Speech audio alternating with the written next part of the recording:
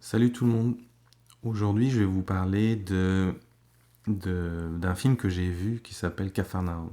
C'est un film libanais produit par Nadine Labaki, qui parle principalement d'un enfant des rues, d'un quartier misérable de Beyrouth et qui vit des expériences auxquelles j'ai jamais pu imaginer qu'on peut encore vivre ça en tant qu'enfant.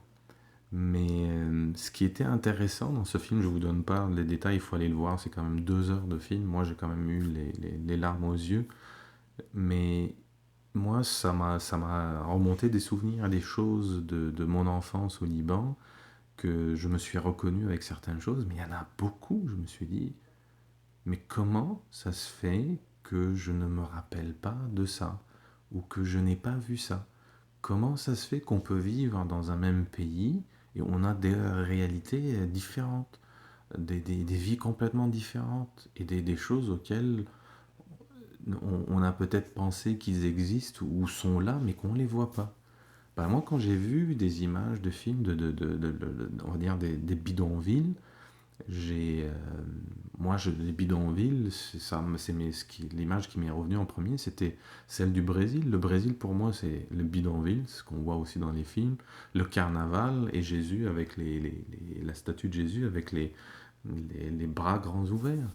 Donc c'est ça pour moi aujourd'hui. Donc quand je voyais les bidonvilles, je me dis mais oui, mais ça c'est pas mes souvenirs quand même moi du Liban. C'est pas l'image que j'ai de mon enfance au Liban. Et donc j'avais quand même du mal à voir un peu euh, comment on peut vivre dans un même pays et qu'on n'arrive pas à voir ces réalités-là et qu'on ne réalise pas. Puis c'était intéressant de voir aussi des vidéos sur des expériences sociales. Donc je pense que vous en avez vu plein, et plusieurs pour tester comment, on va dire, les gens réagissent par rapport à une certaine empathie vis-à-vis de personnes dans le besoin ou des choses comme ça. Je veux dire, mais comment les gens réagissent socialement sur certains événements.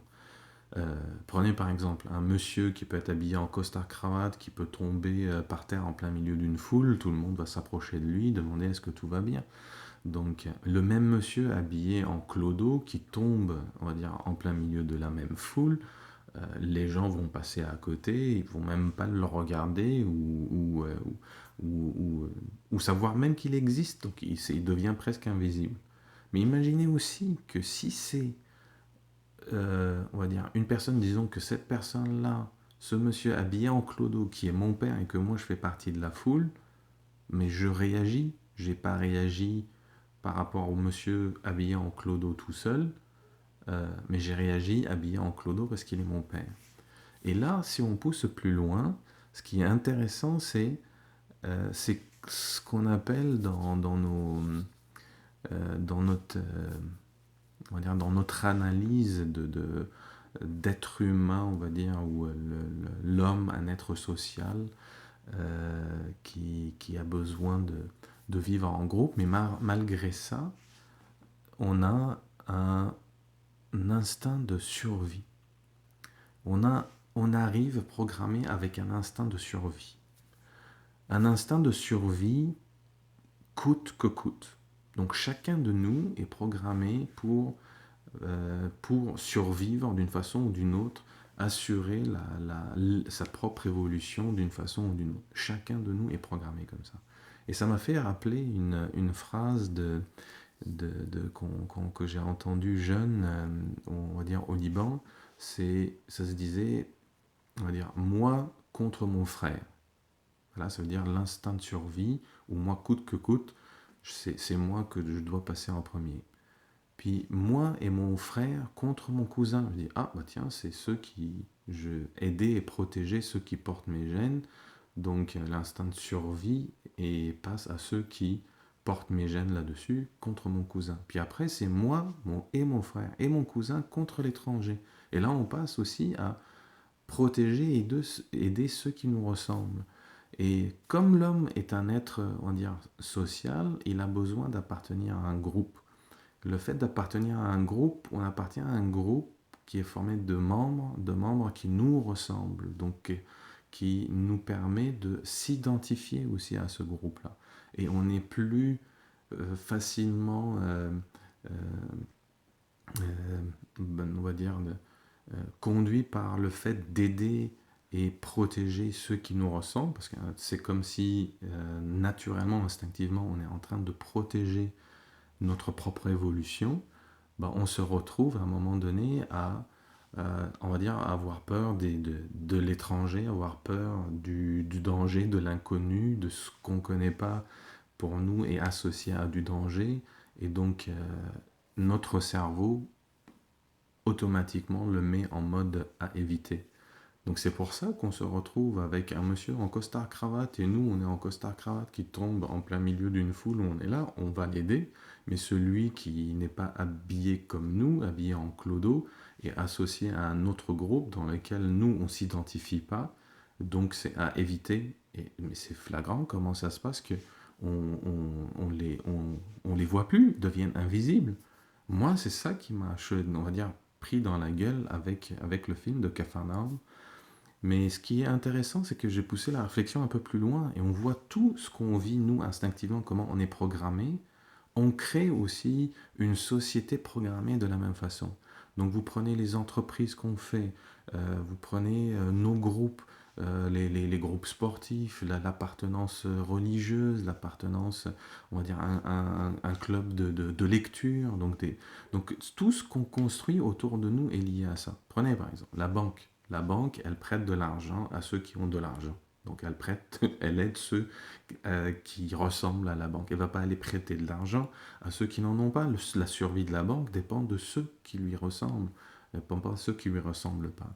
Donc dans les entreprises, c'est pareil. C'est pour ça qu'en des grandes entreprises, vous avez les gestionnaires qui s'entendent entre eux et les programmeurs qui s'entendent entre eux, ou d'autres équipes s'entendent entre eux, et qu'on est obligé de faire des team building pour faire communiquer des groupes entre eux au sein d'une même entreprise. Donc, et plus l'entreprise est grande, plus les groupes sont un peu éclatés. Donc c'est pour ça qu'aujourd'hui, cet instinct de survie que nous avons, on va dire, en nous, est, on va dire, est assez intéressant, on va dire, à voir et à être conscient de ça. Moi, j'aime le fonctionnement du cerveau autour de ça. Toutes les associations qu'on fait. Prenez encore l'exemple du monsieur avec le monsieur de certain âge, que s'il tombe par terre, vous allez naturellement l'aider, mais le même monsieur qui est habillé clodo avec une canette de bière à la main, bah, vous associez ça à un autre type on va dire de moralité qui ne, ou on va dire, dans lequel vous ne vous identifiez pas. Donc il ne rentre pas dans l'appartenance du groupe ou votre croyance ou votre identification à vous. Donc vous n'irez pas naturellement l'aider. C'est un sujet à éviter parce que ce n'est pas nécessaire ou important dans votre propre évolution. Et c'est ça que je voulais en fait partager avec vous aujourd'hui parce que j'ai trouvé ça intéressant de prendre conscience parfois que ce qu'on vit dans la société avec des différents groupes et d'appartenance, on le vit au sein même d'une famille, et on le vit même, on va dire, au sein des entreprises et ce qu'on crée autour de nous. Donc si on a conscience de ça, on est capable de créer des relations, des communications entre les groupes, trouver les moyens pour communiquer ensemble. Mais il faut déjà prendre conscience. Si on passe à côté tout le temps d'un monde invisible, on se réveille un jour et on se dit, tiens, bah en fait, on est plusieurs. Peut-être les extraterrestres sont en train de vivre autour de nous, mais qu'on ne les voit même pas parce qu'on est focalisé juste à regarder notre groupe. Donc voici ce que je voulais vous dire aujourd'hui. C'était mon petit coup de gueule du vendredi avant d'aller faire dodo et que je voulais partager avec vous. Bah, bonne réflexion et bonne fin de semaine à tous.